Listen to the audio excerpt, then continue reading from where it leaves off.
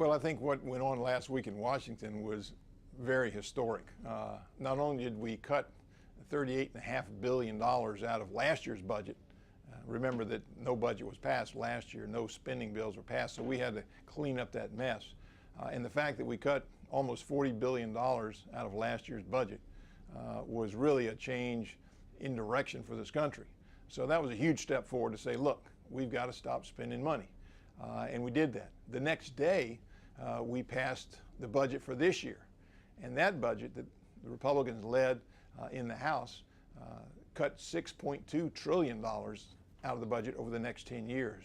And that's another huge step. So I think the conversation in Washington has changed from how much more are we going to spend to how much less are we going to spend. In other words, we're changing this culture of spending to a culture of savings. And that is a historic day in the United States, because that hasn't happened in a long, long time.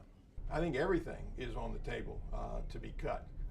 In fact, when we cut the $38 billion, part of that came from the legislative branch. I chair a subcommittee of appropriations. We oversee what's called the legislative branch. And so we thought we ought to lead by example.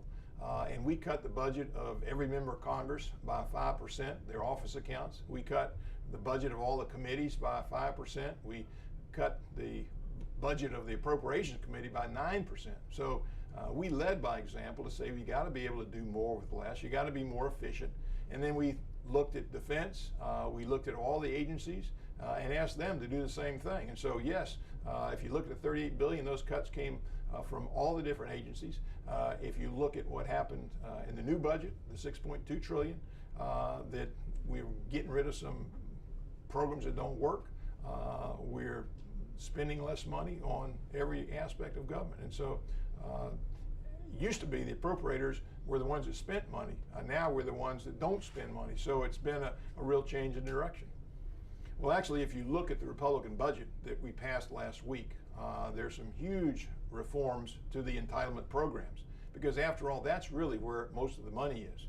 What they call discretionary spending is about a third of the budget, but about 2/3 is the so-called entitlements: Medicaid, Medicare, and Social Security. And so in this budget that we passed, there's a change in the way that Medicare is administered. That's going to have huge savings. The Medicaid program, which is a combination of state and federal government, is now going to be, under this budget, sent to the states to have them do what they want to do, so-called block grants. So this is the first time that anybody is undertaking any real entitlement reform, and the Republicans led the way to do that.